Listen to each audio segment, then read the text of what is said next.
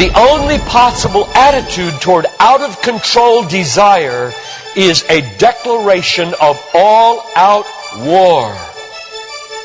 I hear so many Christians murmuring about their imperfections and their failures and their addictions and their shortcomings, and I see so little war.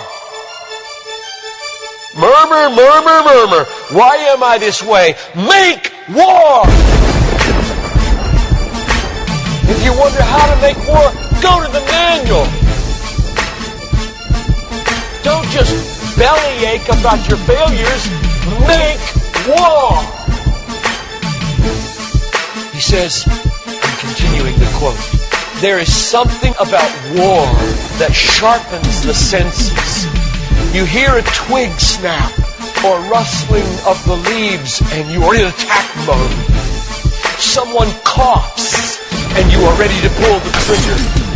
Even after days of little or no sleep, war keeps us vigilant.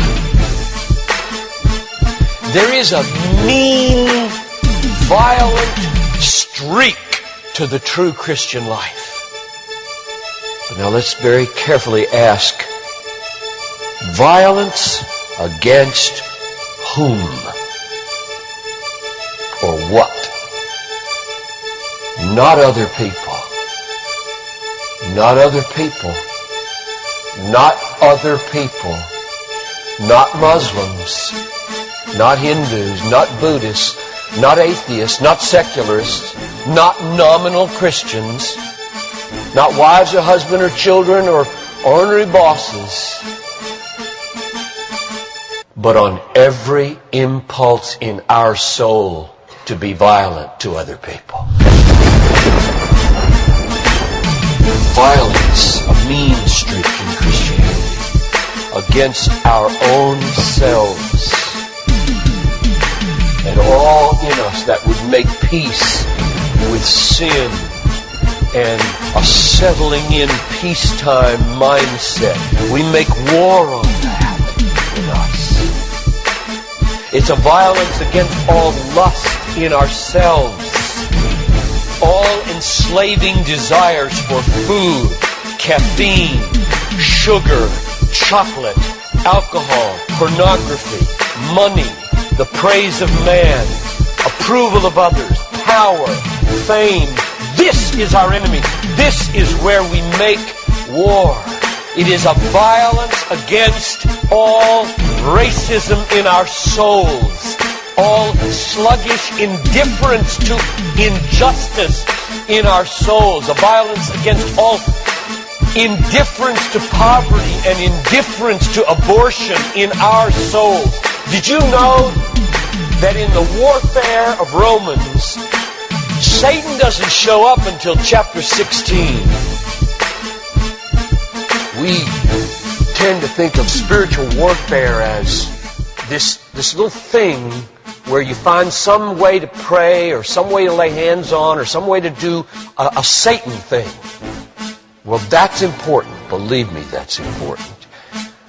We war not against flesh and blood, but against principalities and powers and world rulers of this present darkness and spiritual hosts of wickedness in the heavenly places. That's important. But you know what? It's not nearly as important as this. Because the only foothold Satan has in your life is your flesh and your sin. Nobody goes to hell because of Satan. The only reason we go to hell is sin. Much more important than fighting Satan is fighting sin. This warfare in verse 13 is vastly more important than figuring Satan out. Get that. My biggest enemy is not Satan. My biggest enemy is John Piper. And he's the only reason I'll go to hell, not Satan. Satan, you don't have nearly that kind of power. And therefore, I really care about us learning how to do this battle. Christianity is not a settle in, live at peace with the world the way it is religion. Like most Christians live their daily lives. Verse 13. If by the Spirit you kill. There's a mean streak in Christianity, and it's not against anybody else but ourselves.